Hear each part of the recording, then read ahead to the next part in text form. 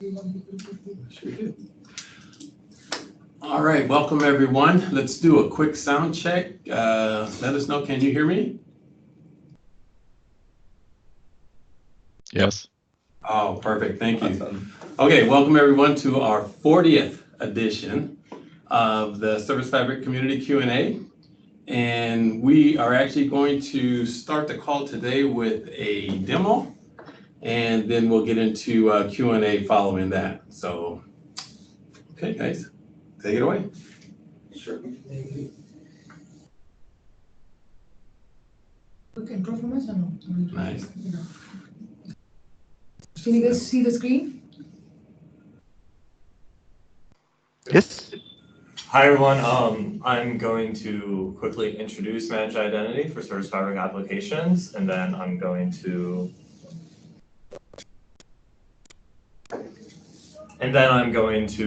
walk through a very quick demo. It's going to be brief, but if you guys have questions after, you can bring them up later in the Q&A. For those who aren't familiar with Managed Identity is a way to let your Azure resources act as Azure AD 10 users and consume resources as you would as a user. The advantage here is that you don't have to manage control for your applications separately from how you manage control for your users. So instead of deploying database strings with your application can act as an identity in AD and consume those database strings or access another Azure resource themselves. Before Managed Identity for Service Fabric applications, using Managed Identity in Service Fabric meant using the VMSS identity. This has limitations because your applications on your cluster serve a bunch of different business needs. And it's not necessarily true that they all should be consuming the same identity. You end up with an identity that has kind of superpowers and can access anything in your subscription. So Managed Identity for Service Fabric addresses this by allowing you to assign managed identities to your Service Fabric applications and to your Service Fabric services, which are isolated from each other. So they can only consume the identity assigned to them. So we have support for all Service Fabric applications. Quickly, so having Managed Identity means that your applications can pull database strings from Keyvault, API strings. It means they can directly access resources like Azure SQL.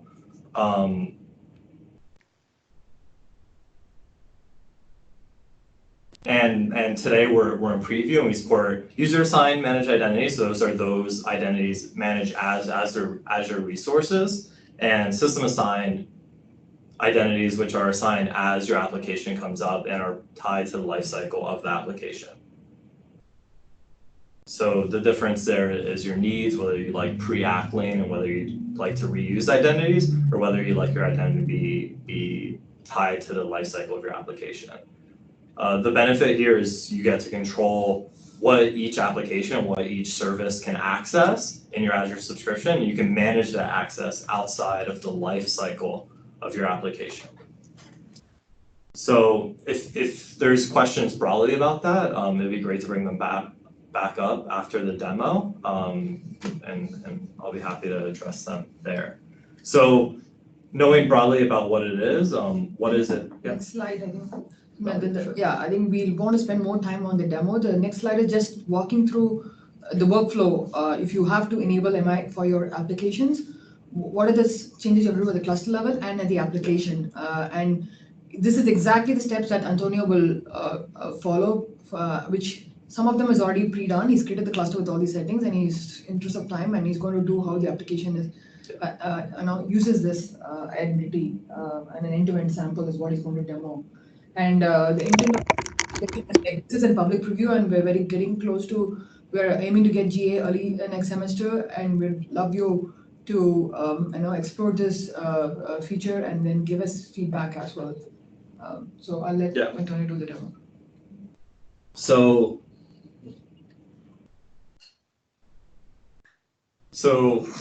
the demo that I'm showing is essentially following the sample we have, this public sample for demoing Managed Identity for Service Fabric applications. It's more of a walkthrough. So Managed Identity and Service Fabric is enabled through ARM clusters. So as part of using it, it's expected you're using Key Vault and your certificates for your cluster are managed in Key Vault. And then this sample shows two services. So prerequisites are needed are the user-assigned managed identity, which one the service uses. The other service uses system-assigned managed identity. A Key Vault, which is what the sample application will access. A storage account.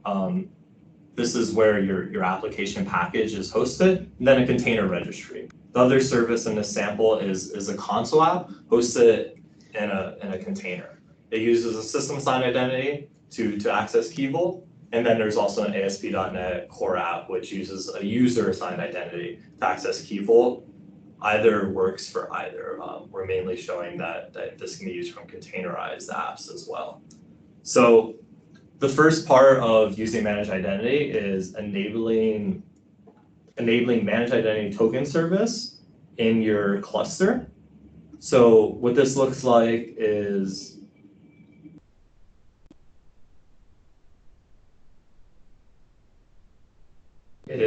a parameter in Fabric settings in your cluster manifest that just enables managed identity token service. This is what your apps will talk to get tokens that they can use to access other resources. When that's deployed, you essentially get a system service running managed identity token service. This is accessed through an endpoint in your code, and I'll show that very soon.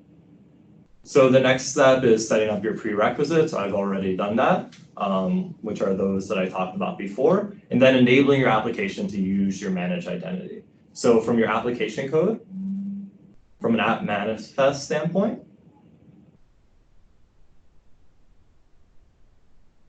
this means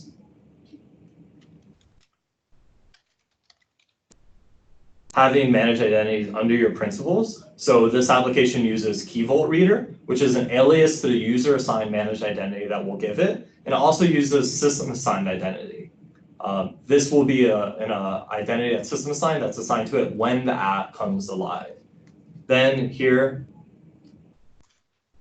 these identities are given references to the services. So even though identities are assigned to application level, they're consumed at the service level. So in this case, Key Vault Reader is mapped to Key Vault User for the web app service.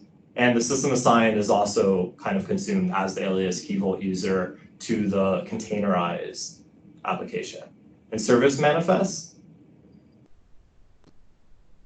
these are consumed as a managed identity via the alias for the service.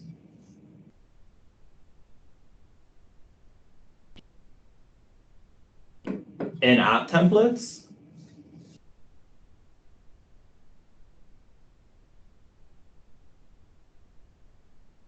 these user-assigned identities are assigned to the applications, and they're also system-assigned identities are assigned just by being listed, since they're not Azure resources themselves. So if it's there, the application SFRP, the resource provider will realize it and will assign a system-assigned identity to it, and otherwise these things are mapped. So these are friendly names that are mapped, and then in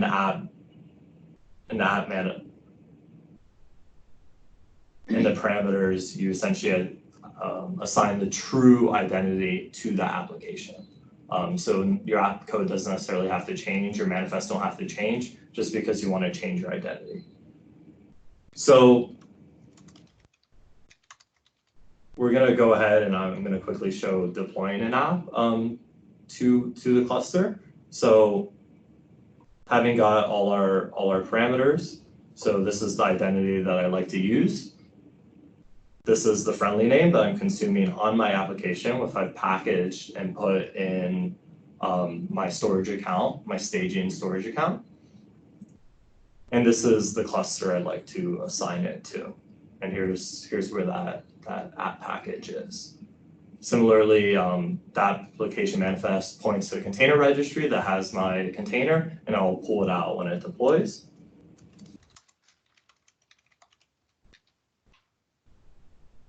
So now just following the sample.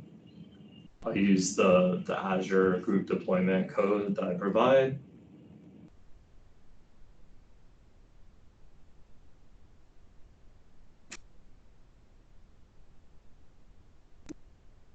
And that will essentially start the app deployment.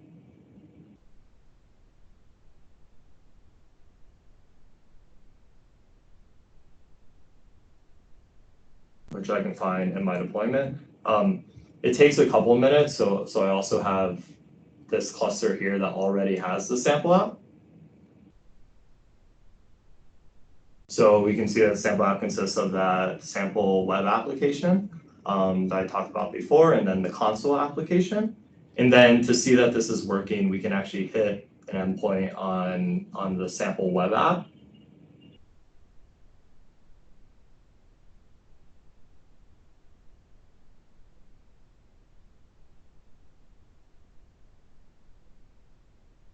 Which is just something configured in the application, and then the sample. And this will see that the application's polling for a secret on my key vault, which I've called my secret, and it gives some information about the secret to prove that it has access to it. This is the user assigned manage identity. So I can see why it operates by looking at my key vault, looking at access control, access policies.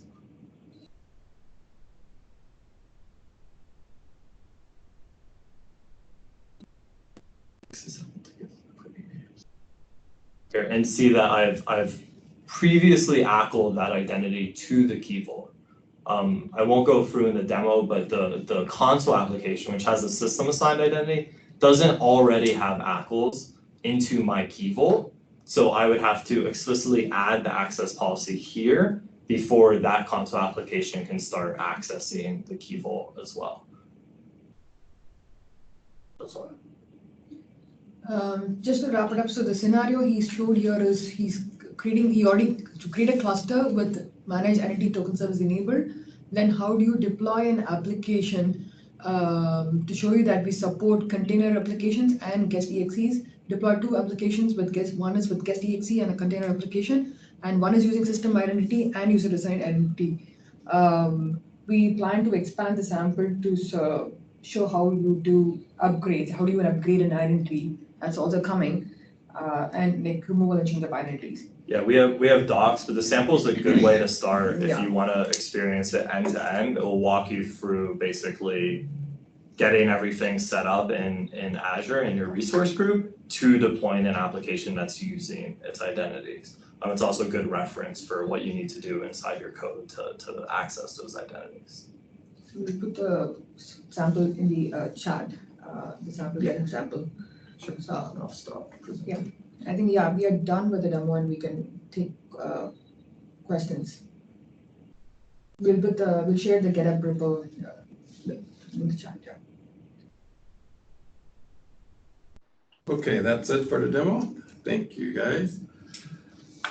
All right, we can start the Q&A now. So go ahead and use the chat window. To submit your questions, and we'll try and answer those as they're coming in.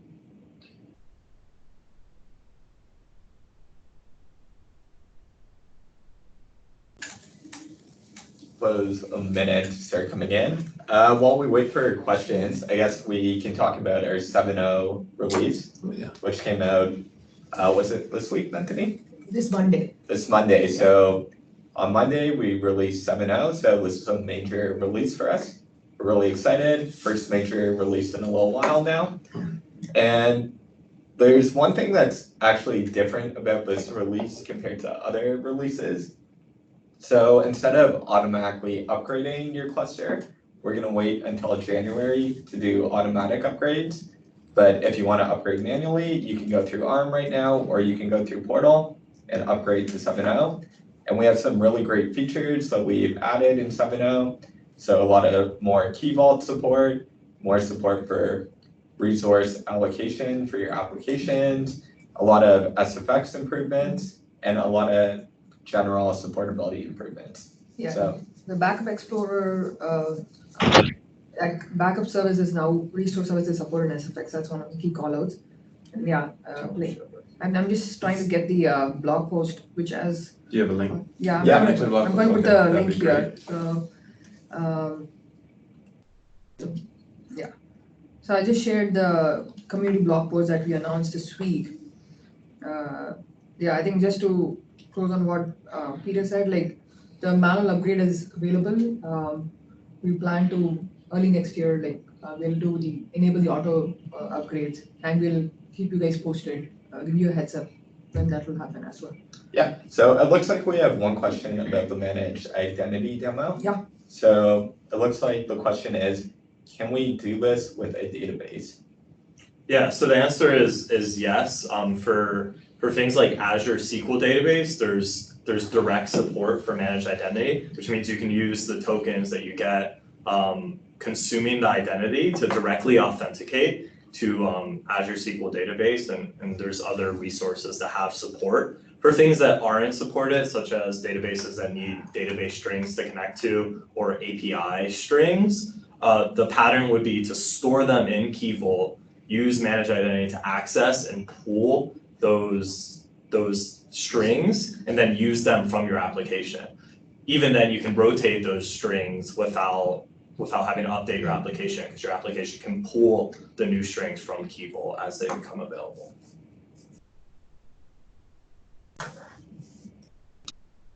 All right, do we have any other questions coming in? Any questions about 7.0? Any of the new features, the roadmap, anything like that? So Mohammed said, okay, great. Yeah, thanks.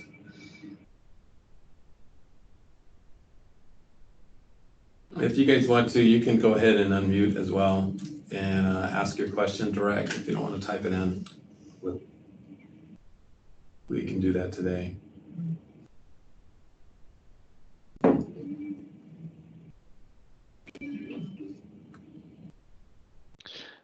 Where is the roadmap shared, or is it? The roadmap, Oh, so the update, I think they're referring to the blog post.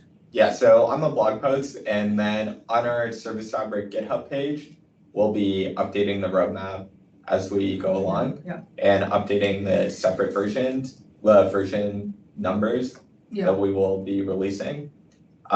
So we're still working on updating that, but expect to see a lot more updates being posted on that page in the future.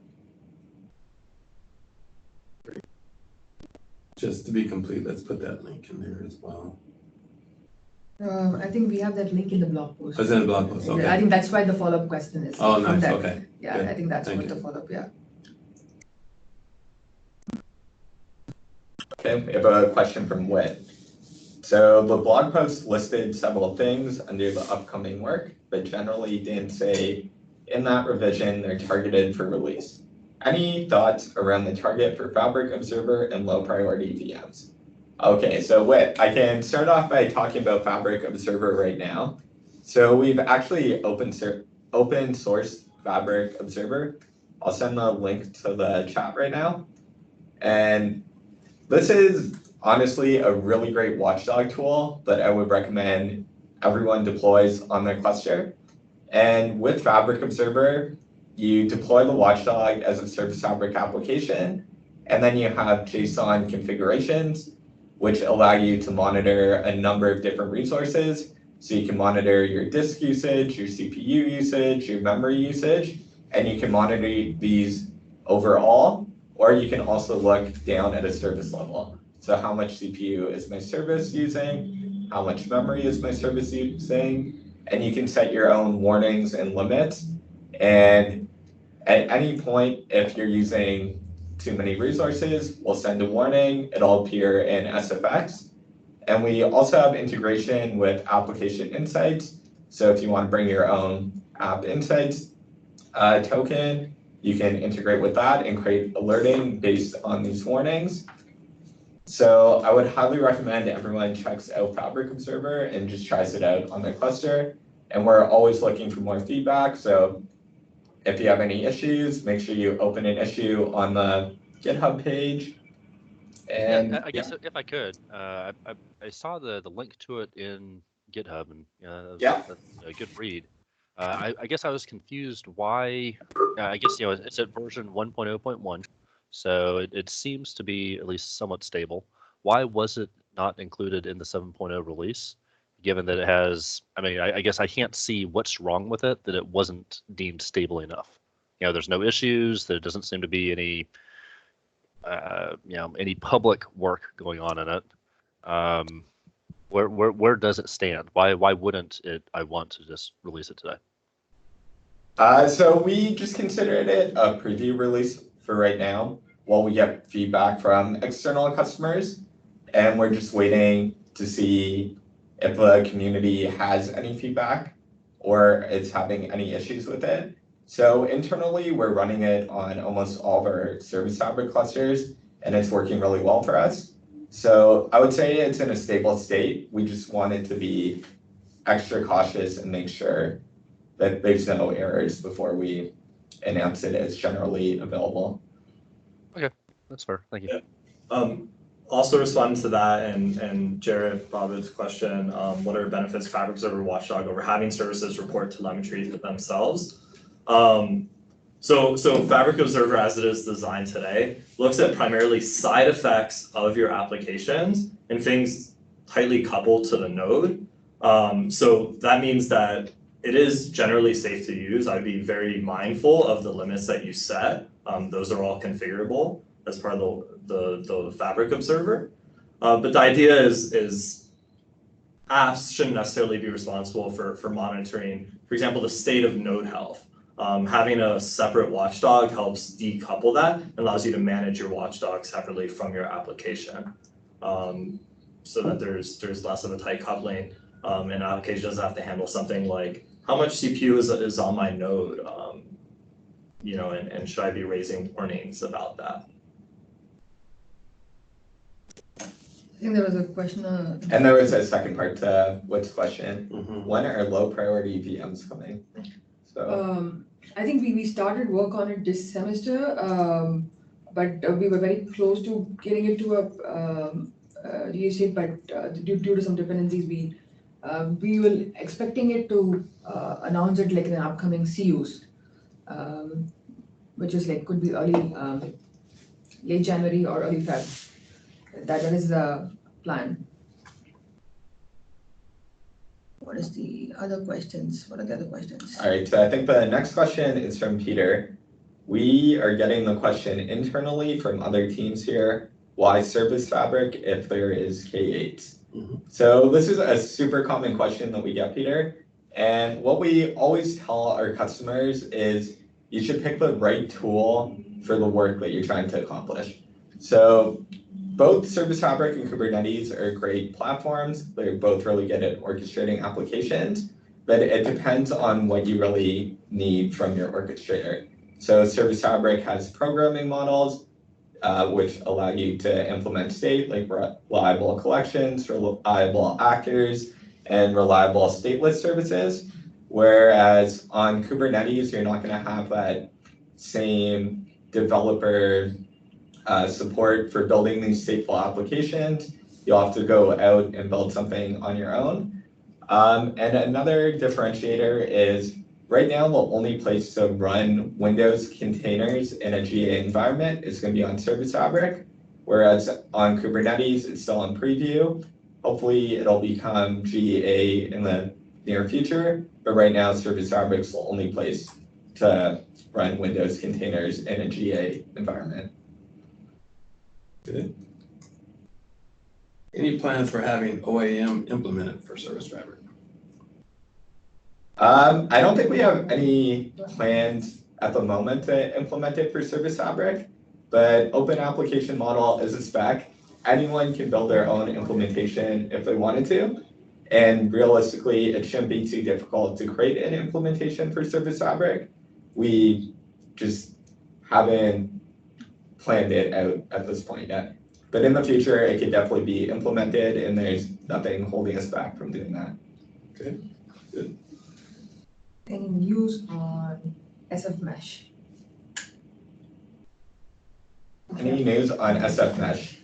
So as we were saying before, we're still looking at how we can evolve Service Fabric Mesh and evolve the application model as we go forward.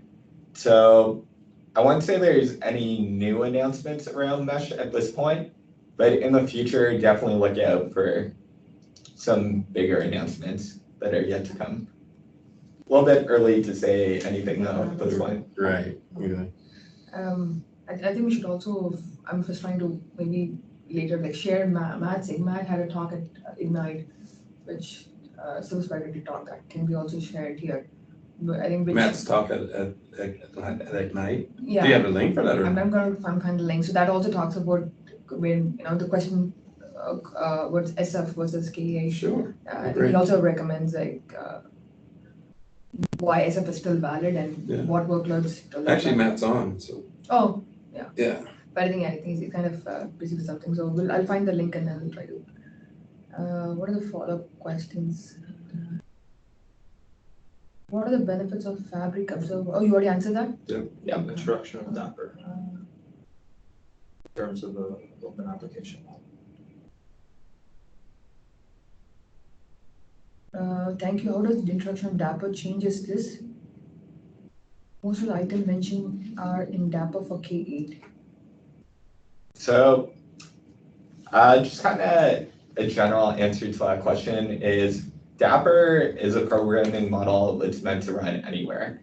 So we do have a Service Fabric implementation sample that was actually created for Dapper right now. But this doesn't change anything about the existing Service Fabric programming models. It's just a separate implementation that lets customers build using programming models anywhere. And it's not going to be specific to one platform in general. A lot of our samples right now are built for K8, so that's why you might see a lot of K8 documentation around there, but it's not tied to SF in any way.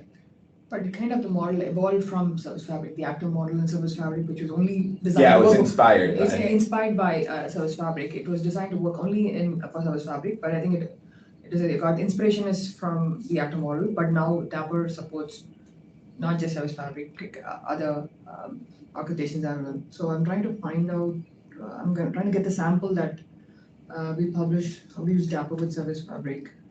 Yeah, Mark Fussell actually did a great session on this a few weeks back. Yeah. So if Mark Robinson, can you share?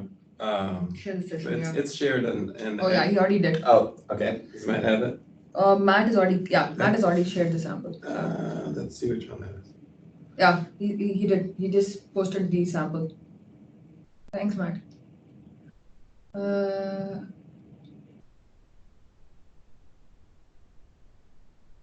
Okay. Okay, that's perfect. That's the samples. I don't know who's asking for the actual recorded session, but that's posted in Azure Advisor. So if you are an Azure Advisor, you should see that in the Service Fabric group in Advisors, Service Fabric Advisor. Okay. If you're looking for the video from Mark Fussell. Okay. If you are a member of Service Fabric Advisors, I would highly recommend watching that session from Mark Fussell though. Yeah. It was a great session, so. Exactly. Yes, we are advisors. Yes, Thank you. advisors, thank you. Okay. Perfect. So the next question is, when we are trying to run containers in SF, we were not able to find any good samples docs that could help us doing that. Okay, so it sounds like you're having some difficulty running container applications on Service Fabric, and you're not able to find any good samples and documentation to show how it's done. There's a simple doc for Docker Compose, but there is nothing other than that. Okay, are there any specific questions that you have about running a container application on Service Fabric, Andre? And we can try and clear that up for you. And then sorry, we were working, basically what we have is like a container sitting somewhere in Azure Container Registry, but problem is like there is no clear sample or tutorial or something like that we can use to provision it into or run it on the service fabric, on the service fabric cluster we have. So it's difficult to,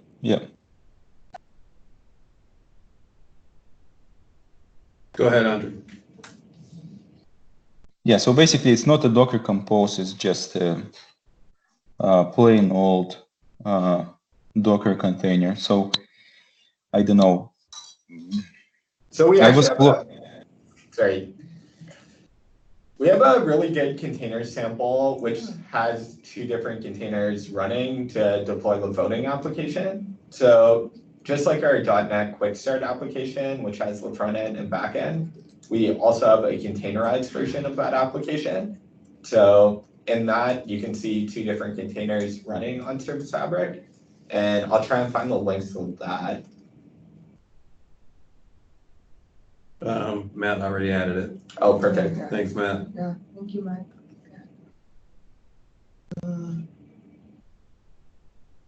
So does that answer your question? Like, do you want the next one? Yes, next question. Has anyone attempted to model a generic file system over reliable collections on Fabric? Would be very useful for running applications like Lucene on SF on-prem.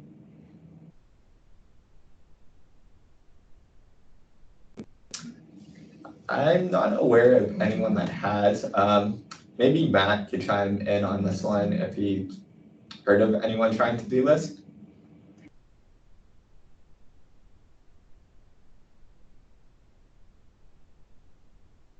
Hey, sorry. I've seen a few people try, but no one has been successful. It turns out that a dictionary is not the natural representation of a file store. So there have been some attempts at lower levels using things like just the raw replicator or using the preview of the block store that we published, but nothing has ever really come of that. It's something that is interesting, of course, but I haven't seen any work around it, and I wouldn't think it would be terribly easy to do without access to some of those lower level models. Is it possible to get access to the lower level functions like the replicator? Yeah, I mean, they're all there. They're not terribly well documented because most people don't need them. Right. And I will say that having programmed against them myself, it's not exactly a joy. But are there any they're all examples one could follow, like or existing applications that are open sourced? I mean, you'd go look, the best example would probably be the dictionaries and the other replicated data structures themselves. I see. Right. They're the most people do not need to go below that level. So those are the best open source examples of using those APIs. Got it. Thank you.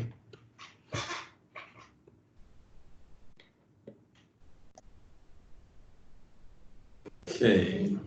Any other questions? We're keeping up pretty good, guys. Yeah, we're moving through these questions very quick.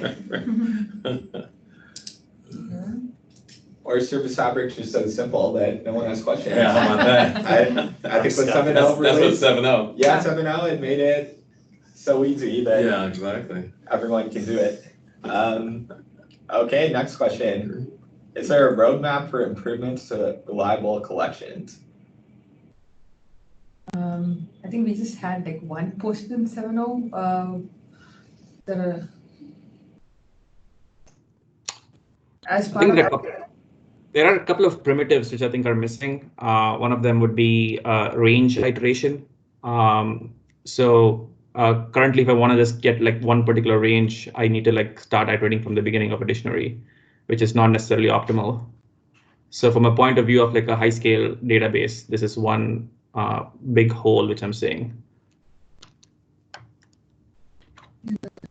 It's a good feedback. Is there a way for us to track that feedback?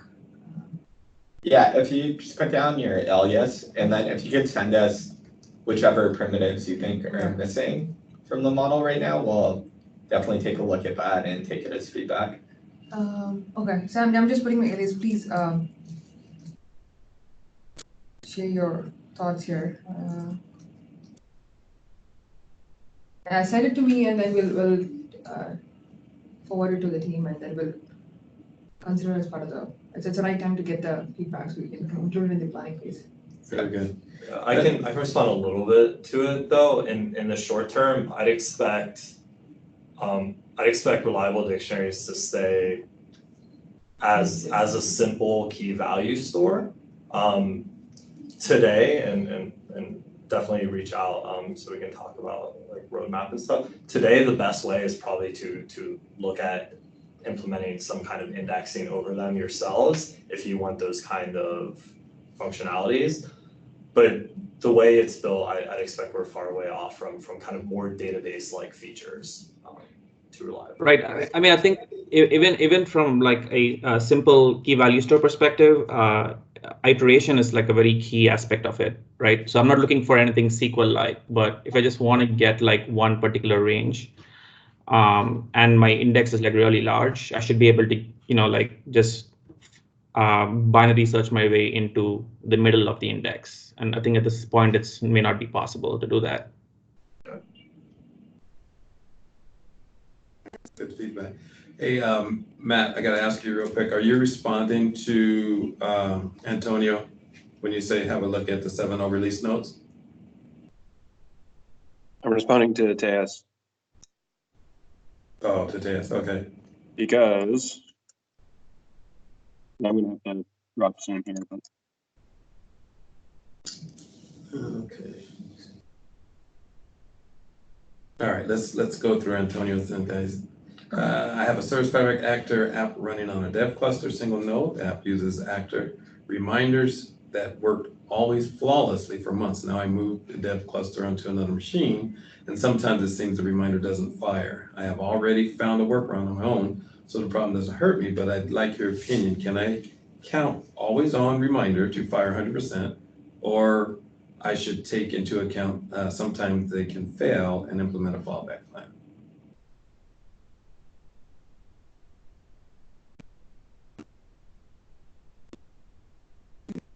Good question. It is a good question. I think Antonio, Matt, do you know?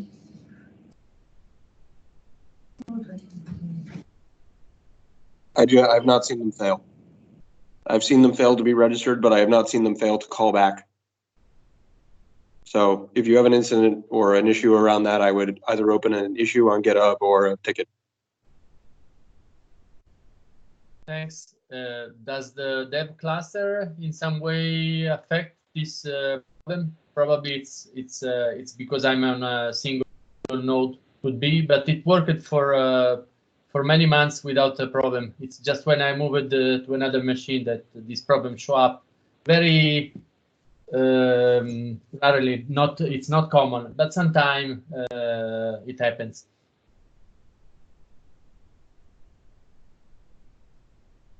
Yeah, it looks like Matt left the call, but I think there shouldn't be anything different between a one node dev cluster and any production cluster that you're trying now, because it's going to be the exact same runtime for both of them.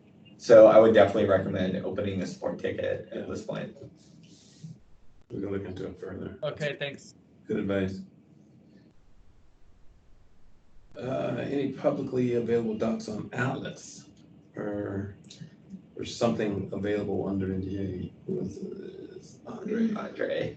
Unfortunately, no, there is no publicly available documentation on Atlas. If you look back at our build session in May, that would probably be the best overview of what Atlas is doing. But we have started to power a lot of Azure services using Atlas at this point, and the platform's definitely becoming hardened, and it's serving a lot of mission critical applications at this point. So it's a really cool project internally at Microsoft, but we don't have much public documentation or announcements on that. Okay. I think the good reference would be to look at the build session like this May. There was like a presentation by Chaco, and we had a couple of slides about Atlas, that's all. Yeah, unfortunately, no external documentation we can share. As we continue to evolve Mesh, expect to see more and more of it, but at this point, you're just gonna have to wait for it. Yeah, that's all right.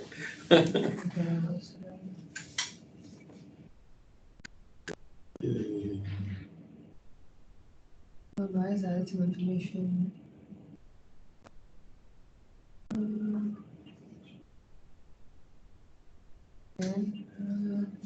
Are there any plans to provide libraries for other communication models like streams? I know there used to be a GitHub example for data streaming, but haven't seen anything provided by default, like remoting.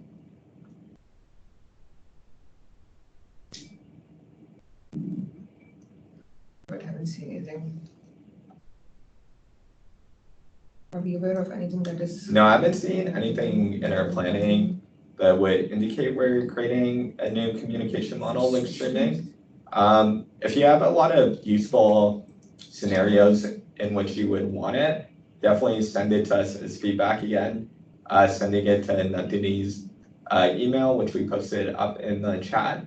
But there's nothing that we could talk about at this time, and I don't see anything on the roadmap in the near future. I think that's good feedback though, so you Yeah. guys can track that.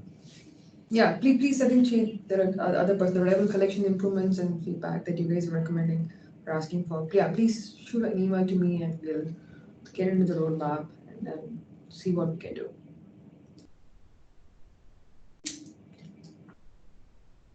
All right, any more announcements? Any more announcements? I think that was a big one that you did already though, about 7.0. 7.0 is always a big announcement.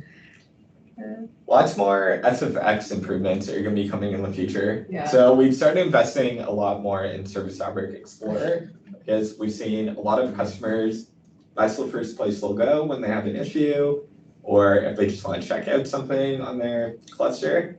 So we're definitely investing a lot more there.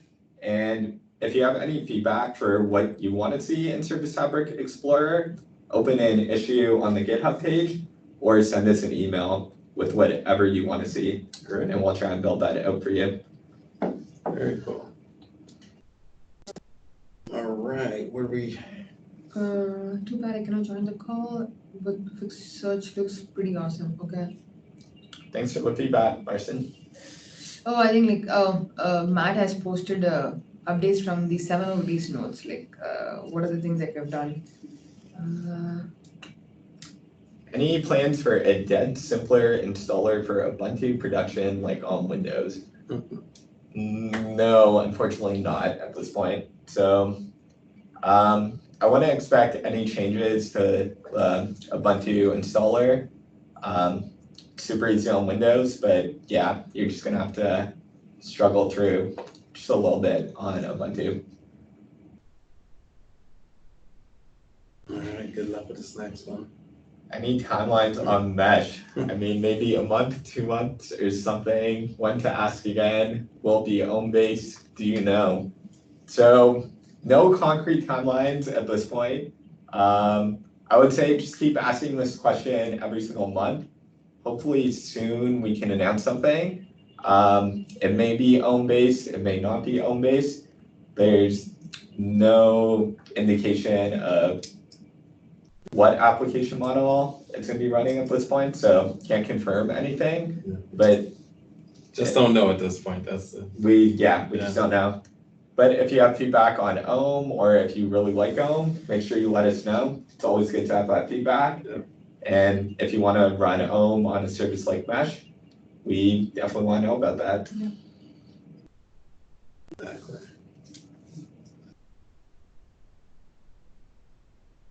Okay. All right, everyone, we got about 15 minutes left in the call, so still have time for questions. If you're anything burning that you want to ask, feel free to do so.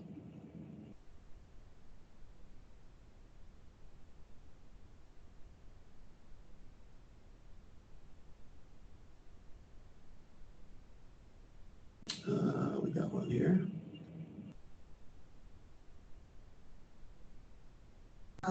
As a point of feedback from Tejas, would have been a lot simpler to sell Service Fabric to my team If there was good dev time support on Macs, like refresh application, we managed with some scripts. Yeah, definitely a lot of our tooling is Visual Studio based, so it's not as easy if you're on a Mac. I don't know if you've checked out our Visual Studio Code extension, which runs a bunch of generators to help you generate templates for your application, connect to a local dev cluster, and deploy on a cluster on Azure. But experience in VS Code is suboptimal, according to Marcin. Thanks, Marcin. Thank you, Marcin. If you want to make any improvements, feel free to make a pull request. Yeah. My GitHub repo is also open source. Yeah. Anything you feel there's missing in VS Code right now that you would really like to see? Yes, refresh application. I think if you're building like an ASP.NET service, for example, it's just very painful to like test it on Fabric if you're not on Visual Studio and Windows. The compile time cycles are just like compile deploy cycles are much longer when you have like the 3-node cluster, which is I think what comes with the Docker image on the Mac. Yep. So I think this is like a very big. I mean, it has a lot of inertia, like on this one aspect. Half our team uses Macs, so it's been like a really tough sell, but we managed to push it through. Yeah, it's good feedback.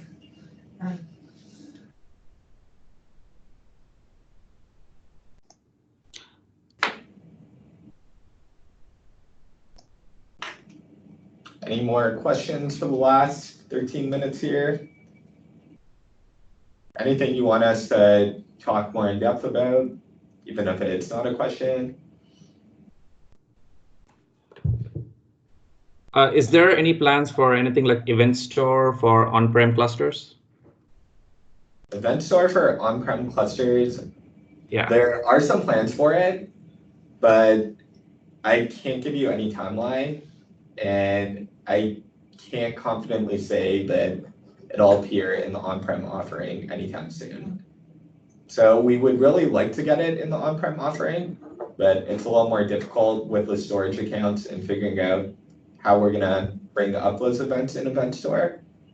But it would honestly be super great to have it. So that's something we do want to do at some point.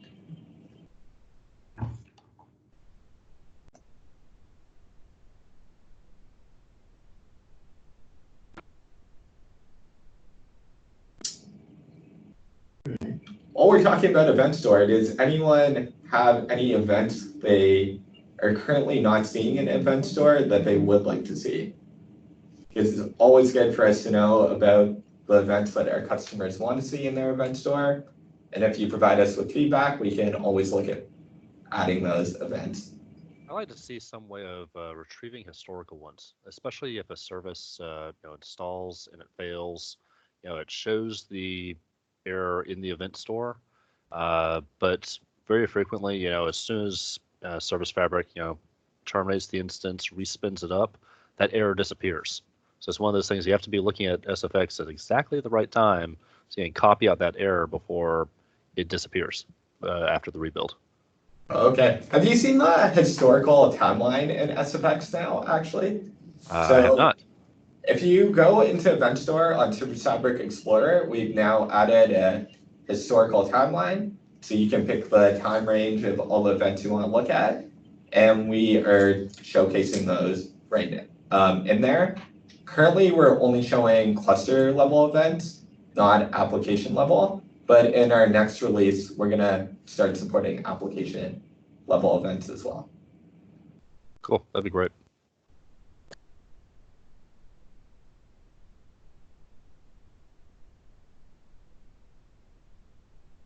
Another question from Whit. Are there any thoughts about reliable storage for types like unordered lists? Where I have a collection of data I'd like to retain, but where I don't necessarily care to assign to a key.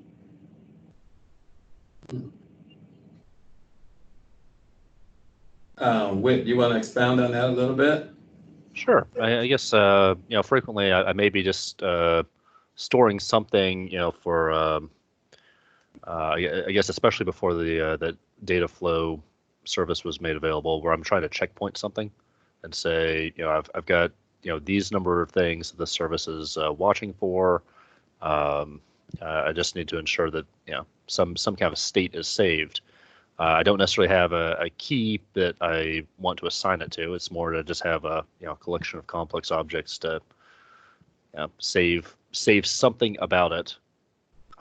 Because I guess it's expensive to query all the keys out of the dictionary. So I could assign it to a key, but if I have to query all the keys to see what's in there and then request the object, it seems like is there any plans to maybe just have a reliable list where I don't necessarily have a key, I just have, just tell me the next thing on the list, or even a queue or something.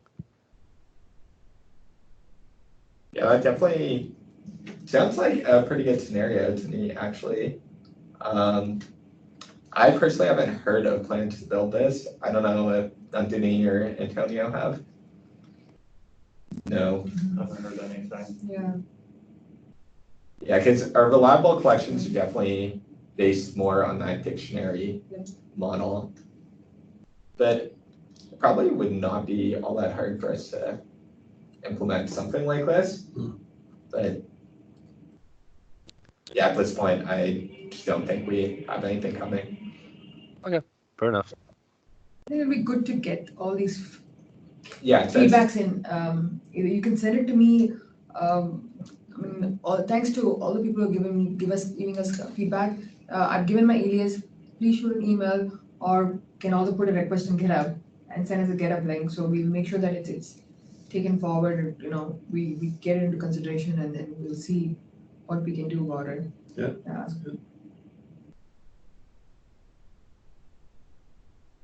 8 minutes, 7 minutes. Yeah, we'll be here. We're here, we're ready. Yeah, we're here.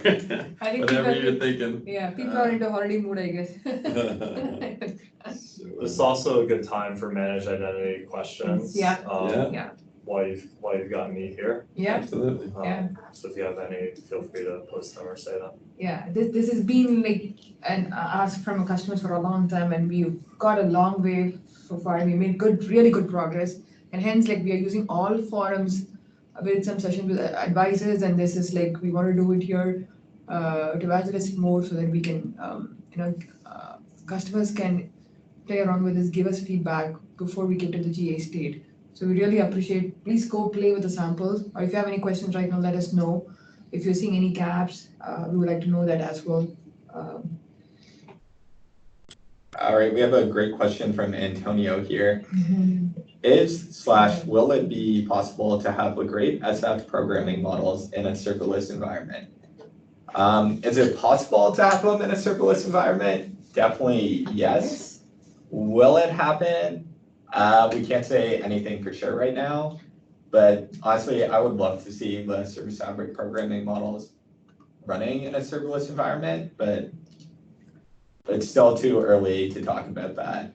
But Dapper is one example. Dapper is going to be the separate programming model, Right. but it sounds like Antonio wants to take his SF PKG, throw it on the cloud, and have it just running in a Private serverless environment. global functions. They look some kind of similar to the actual model, but still there is work to do. But it's quite nice the model they are using. It's Service Fabric inspired, I believe. Yeah. Yeah, it's very much inspired by Service Fabric. So. How is the work going on? Okay, build tools for Windows. Any specific tool you're looking for, Whit? No, I mean, it's just part of the slow open sourcing of Service Fabric. I guess we've had the Linux stuff for a while. Just kind of reading through the GitHub list of currently in progress build tools for Windows for a long time now.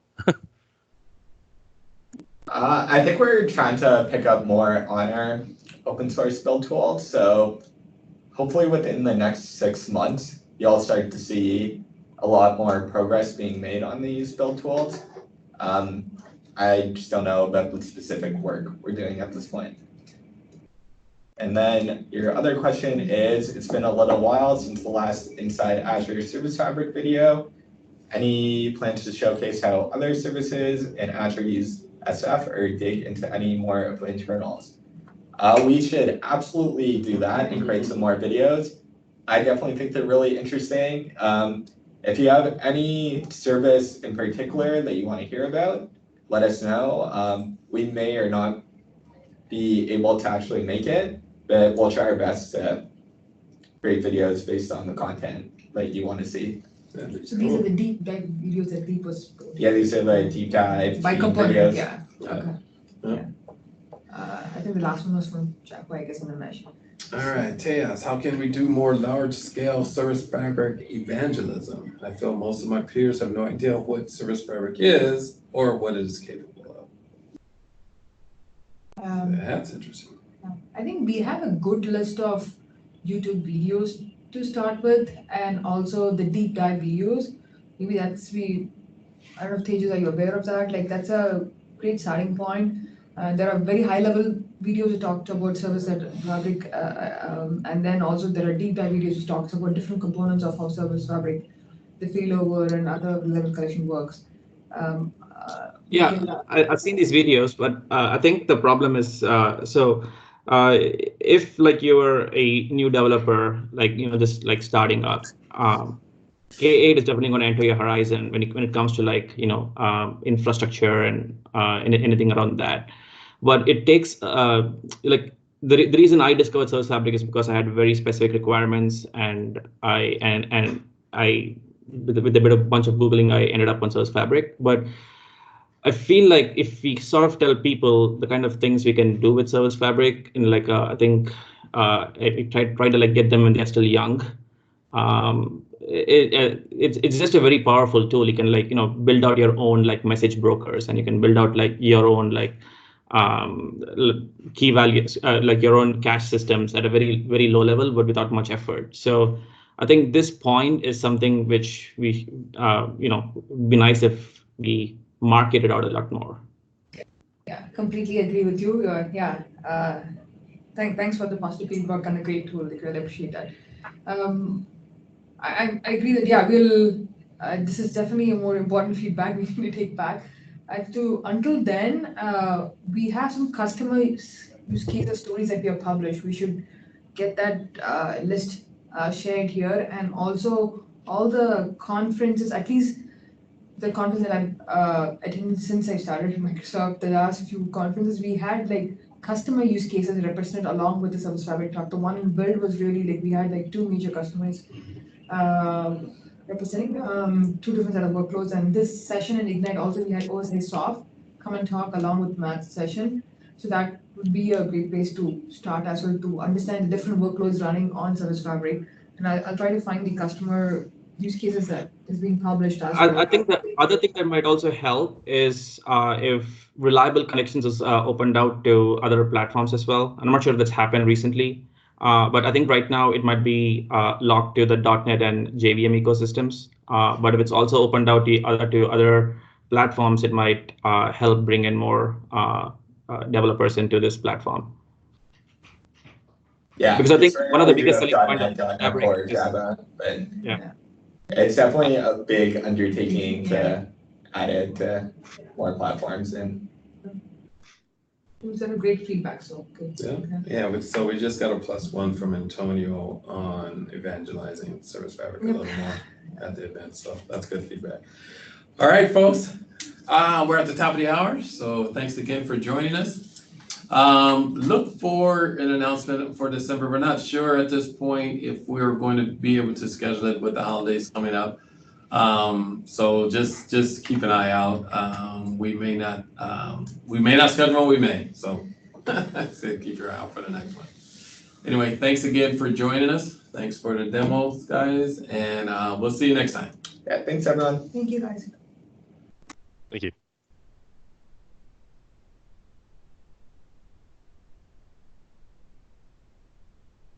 And maybe up there. Did you stop recording?